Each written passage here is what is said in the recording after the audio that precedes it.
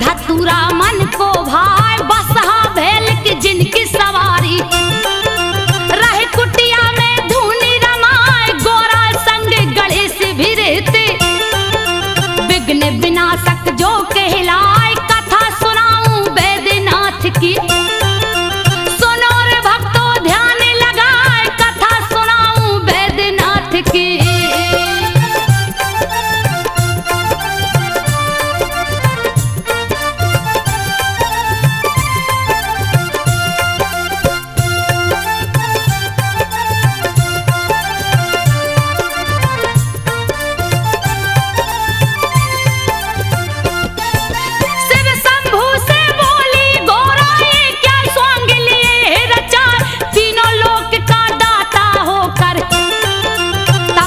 कालिया भेष बनाए सुन के उल्हना तब गोरा की सोने का महल दिया बनवाए गृह प्रवेश करने को शिव जी विश्वेश्वर को लिया बुलाए रावण जिसका बेटा लगता के कसी जिसकी पत्नी कहाए विश्वेश्वर के संग के कसी स्वर महल में गई समाए पूजा का जब हुआ समापन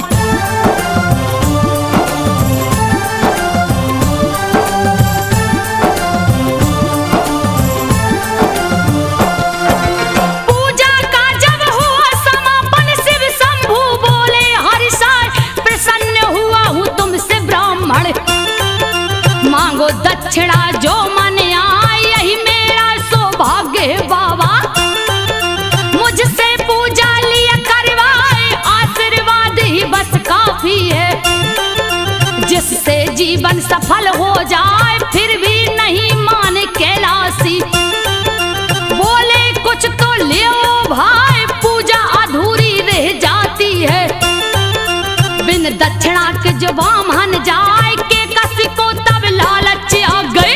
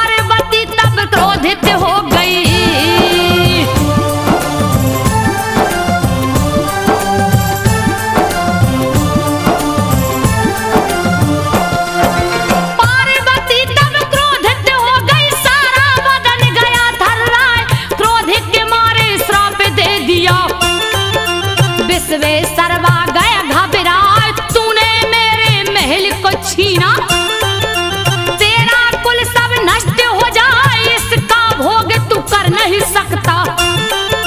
चैन न इसमें लेने पाए के कसी रावण को उकसाई। शिव को लाओ लंका उठाए, पार्वती ने श्राप दिया है। बचने का नहीं दूजा उपाय, जा बेटा कैलाशी को लाओ।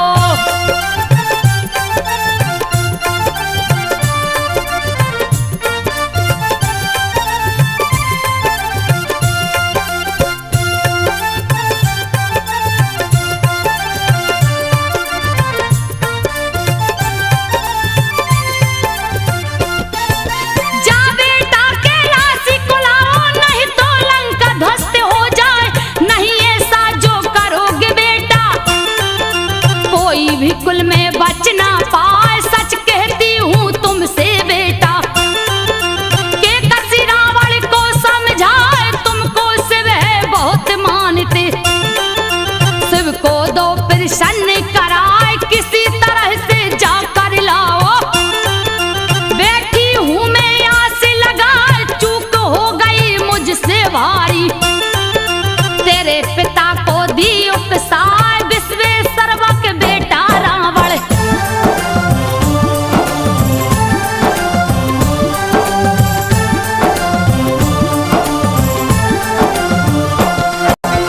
विश्वेश्वरवा का बेटा रावण, जिसकी भक्ति कहीं न जाए।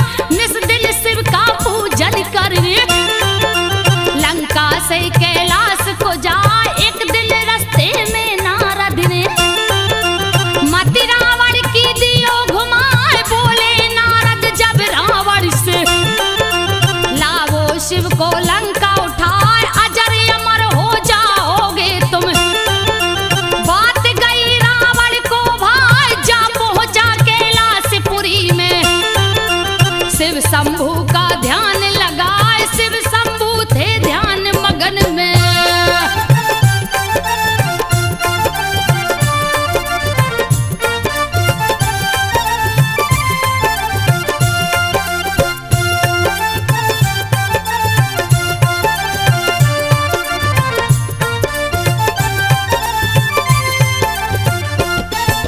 शिव शंभू थे ध्यान मगन में, रावण मन ही मन हर्षाए। ऐसा मौका नहीं मिलेगा, क्यों ना लूं कैलाश उठाए। रखूंगा जाकर लंकापुरी में, फिर शिव जी को दूंगा जगाए। सोच के ऐसा सब रावण ने कैलाश पर्वत लिया उठाए। हिला कैलाश ओ शिव जी डोले, दिया रावण ने हाथ लगाए। ध्यान भंग हुआ शिव शंभू का, तब जंघा से दियो दबाए। दब गया दोनों भुजा रावण का।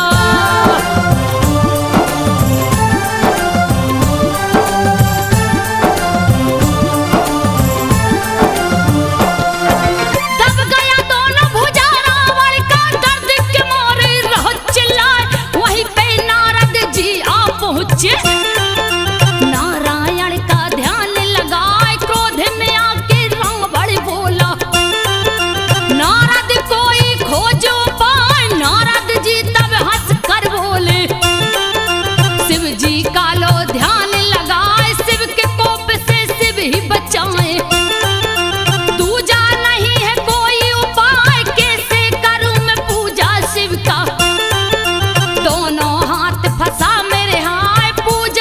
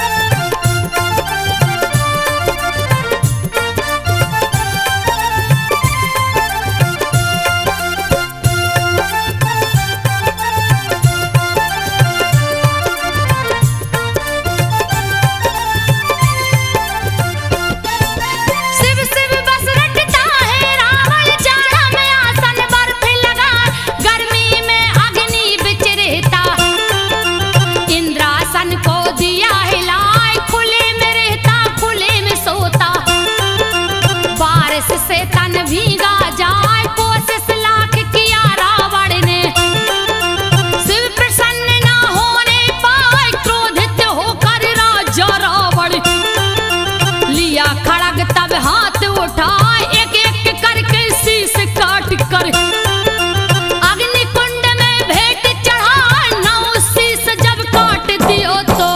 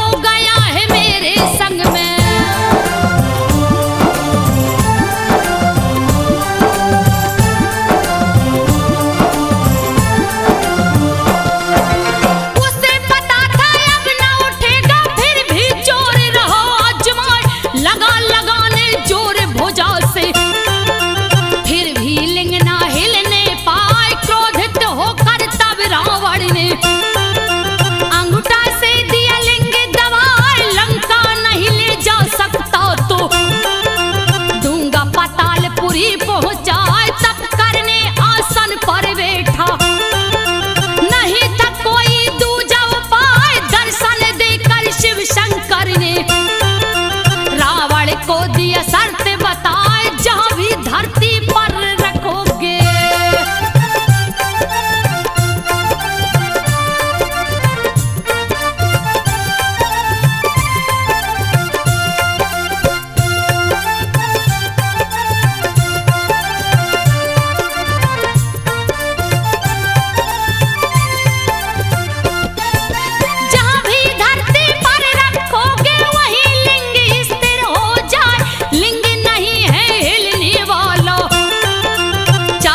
जितना जोर लगा लौट जाओ अब लंका रावण।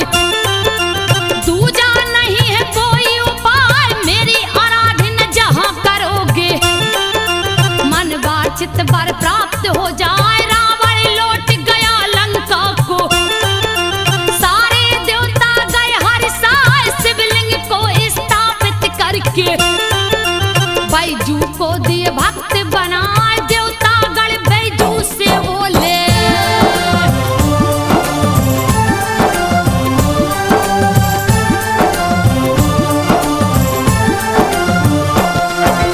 देवता गण बैजू से बोले, जो गंगा जल शिव को चढ़ाए अन्न धन सब दुगना हो जावे। तेरी गैया दुगनी हो जाए, निस दिन बैजू पूजा करता। शिव शंभू का ध्यान लगाए, एक दिन बिन पूजा किए ही बैठ गया भोजन पर आए। ध्यान पड़ी जब शिव शंभू की, दौड़ा दौड़ा बैजू जाए। जैसे ही पूजा पर बैठा है शिव शंभू बोले हर्षाए, हुआ प्रसन्न मैं तुमसे बैजू।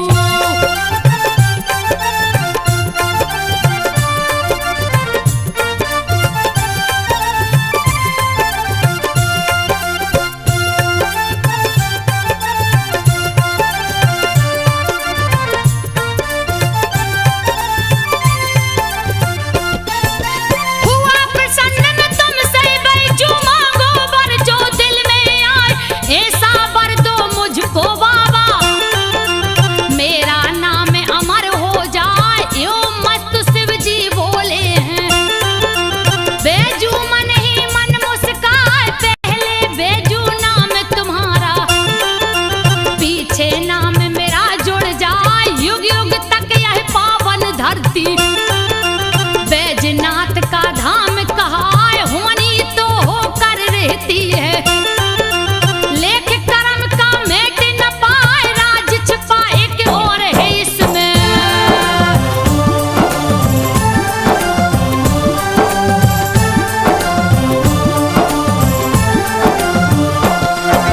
राज छुपा एक और है इसमें। सुनो रे भक्तों ध्यान लगाए, शिव जी के ससुर दक्ष है प्रजापति। यज्ञ दिया है शुरू करवाए, नर किन्नर गंधर्व देवता सबको न्योता दिया पठाए। नहीं निमंत्रण शिव को भेजा, ए अपमान सहा नहीं जाए। शिव शंभू से सती ने बोला, चलिए यज्ञ को देखा जाए। बिना निमंत्रण में नहीं जाऊं। शिव शंभू बोले समझाए, मगर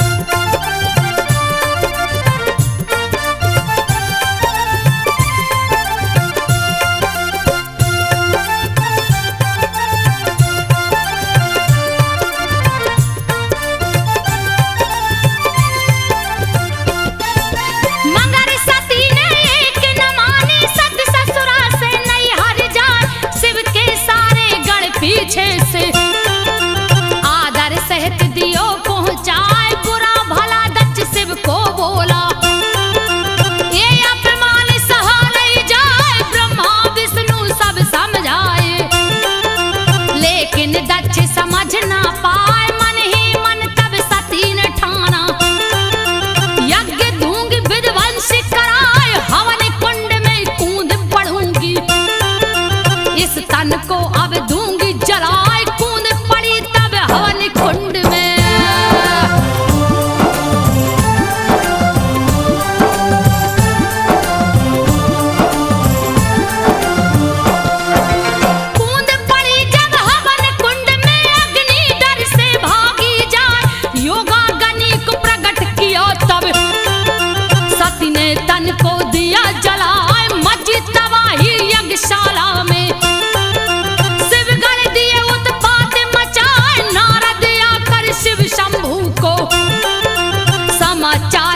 दियो सुनाए वीरभद्र और महाकाली को, दियो जटा से प्रकट कराए वीरभद्र और महाकाली को।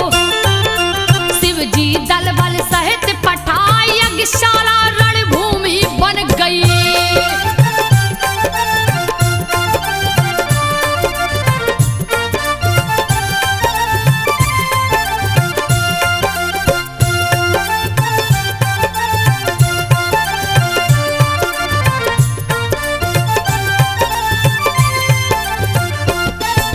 यज्ञशाला रणभूमि बन गई, जिसकी वर्णन कहीं न जाए।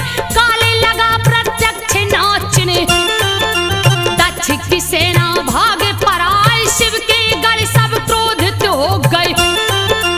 यज्ञ का दिए नाम मिटाए, माया में बसीभूत शिव ने सत्य के शव को लिया उठाए। मोह भंग होके से शिव का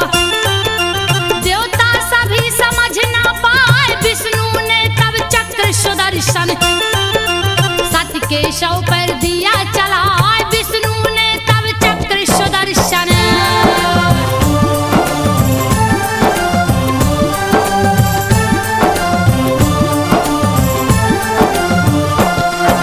शिव ने सती के शव को देखा, हाथ लिए त्रिशूल उठाए।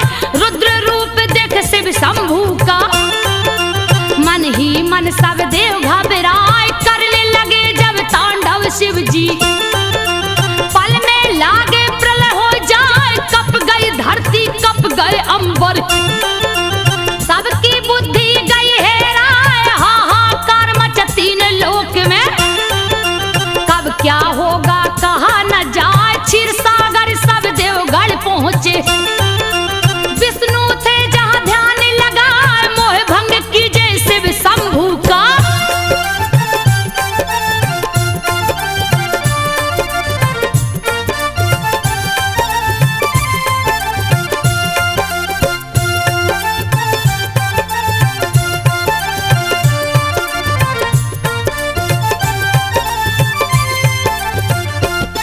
तो मोह भंग कीजे शिव शंभू का। तीजा नेत्र कहीं खुल जाए, जल जाएगा धरती अंबर। जल्दी कीजिए कोई उपाय, बादल गरजे बिजली चमके। हवा बहन लग साए साए, आंधी तूफान ओला वृष्टि से। सृष्टि कहिए ढक ना जाए, सुन के चक्र सुदर्शन धारी। देखा शिव को ध्यान लगाए, गगन में देखा शिव शंभू को। विचरत सती के सबे उठाए, गगन में देखा शिव शंभू को।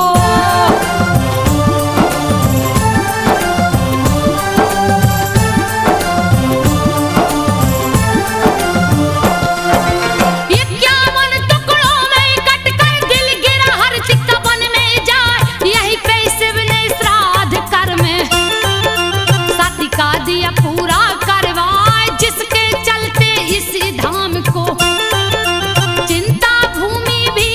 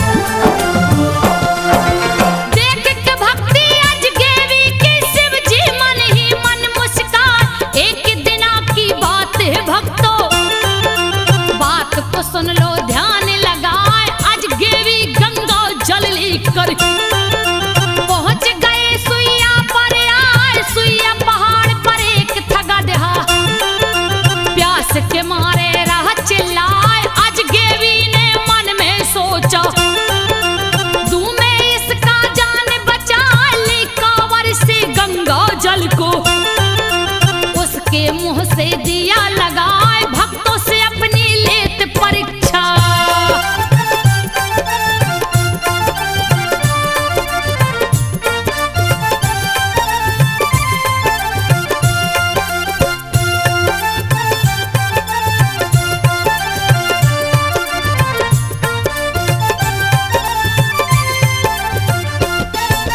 भक्तों से अपनी लेत परीक्षा, शिव शंभू तब हुए सहाय। आज गेवी से बोले शिव जी, तेरी भक्ति कहीं न जाए, तेरी तपस्या हो गई पूरी। वर मांगो जो मन में आए, मैं क्या मांगू हे शिव शंभू। धन्य भाग जो दरस दिखाए, दिए वर है फिर आज गेवी को। तू आज गेवी नाथ कहाँ, अपरंपार है शिव की महिमा। सुनो रे भक्तों ध्यान लगाए, अपरंपार है शिव की महिमा।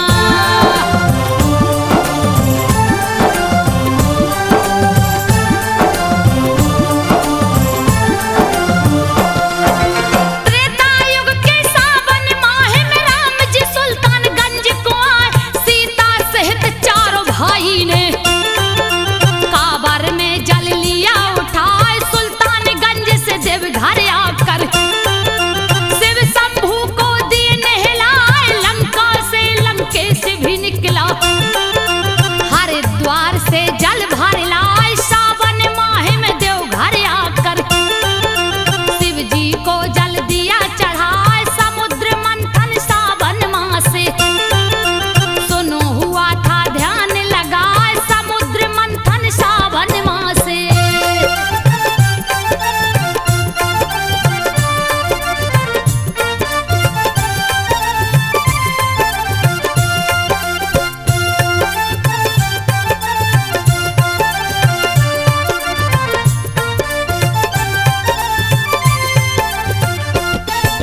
चौदह रत्न निकल कर आया, जिसमें 13 गया बता। 14 में मैं विष निकला था, जिसे देख सब गए थर्राए। तब शिव जी ने विष को उठाकर अपने मुंह से लिया लगाए। सावन में विष पान किए शिव, जिसकी गर्मी सही न जाए, उनकी गर्मी शांत करन को। सावन में जल सभी चढ़ाए, शुरू हुई कांवर की परंपरा। जिसको सारा जग अपना, जो भी चढ़ाता जल है शिव को।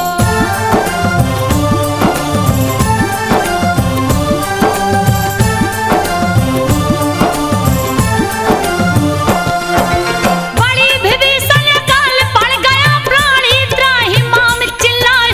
तपने लग गई धरती माता, कहीं ना पानी दिखने पाए। पेड़ पौधे सब सूखन लागे, कोप सूरज का बढ़ता जाए। धरती के सारे प्राणी तो भूख के मारे गए घबराए। व्याकुल होकर भक्त वासुकी लिया हाथ को डाले उठाए। चीरने लगा धरती का सीना, कंद मूल ना दिखने पाए। फिर भी हार न माने वासुकी।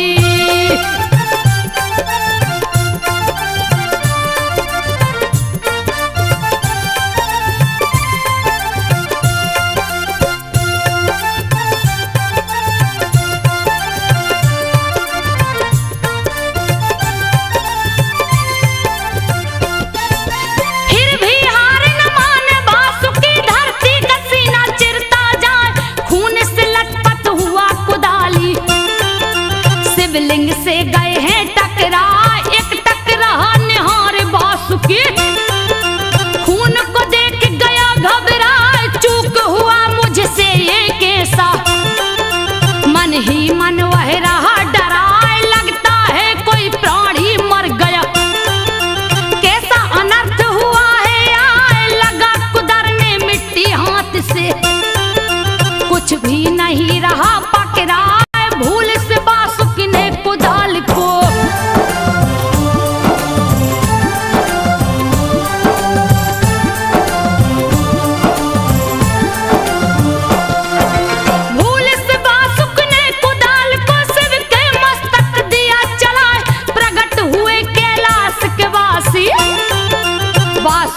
कुछ भी समझ न पाए, मस्तक फटा पड़ा था शिव का। देख के भक्त गया घबराए, डर के मारे थर थर कांपे। कुछ भी उसको समझ न आए, प्रकट हुए कैलाश के वासी। वासुक से बोले मुस्काए, मांग लो वर जो चाहो बेटा, जो भी तेरे मन में आए, हे प्रभु जी अकाल मिटा करे।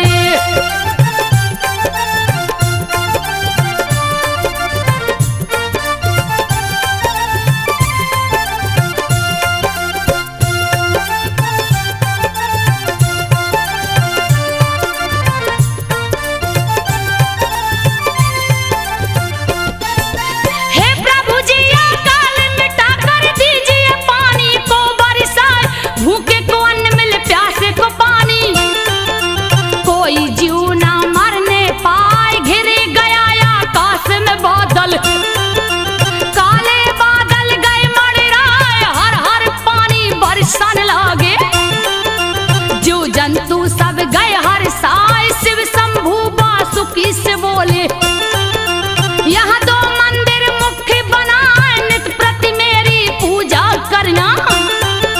तेरा नाम अमर हो जाए, वासुकी के नाम पर ही।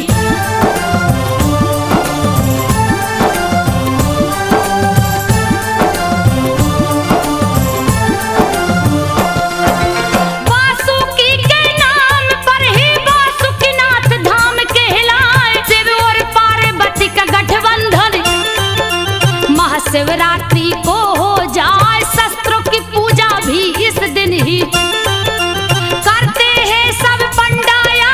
शिवरात्रि में जो शस्त्र को छूता, उसका देते कष्ट मिटाए, भगवा वस्त्र को धारण करके भक्तों शिव को पूजने जाए, बोल बम उच्चारण करके। नंगे पांव कंवरिया जाए, इस मंत्र के उच्चारण से।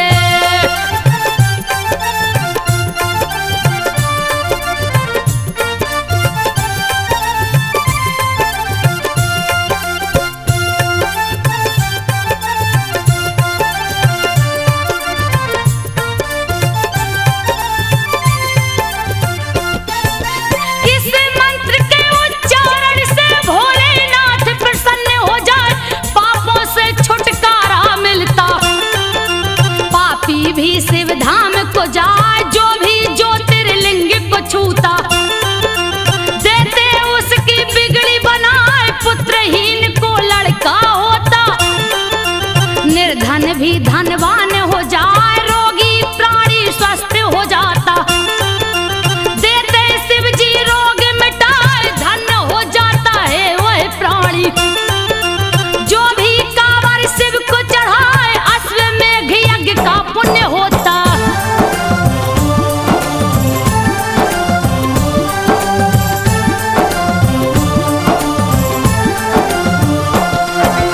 अश्वमेघ यज्ञ पुण्य होता, बोल बम जो कहता जाए, शिव के संग ब्रह्मा विष्णु भी बोल बम से खुश हो जाए। ओम नमः शिवाय भी शिव का पंचाक्षरी मंत्र कहलाए, अश्वनी कुमार बीमार पड़ गए, सारे देवता गए घबराए, लाखों वेदा देख के हारे, फिर भी स्वस्थ न होने पाए, वेद खुद ही रोगी हो गया। कोई दवा समझ ना पाए, व्याकुल हो गई भार्या उसकी।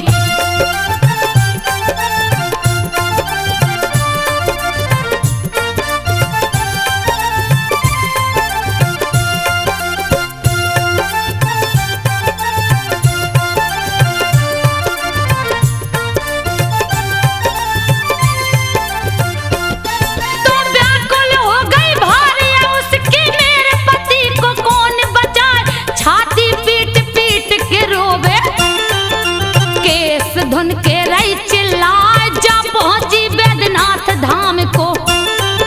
शिव जी आसन जहां लगाए, सर को झुका के शिव से बोली, लीजिए पति की जान बचा, थक हार गई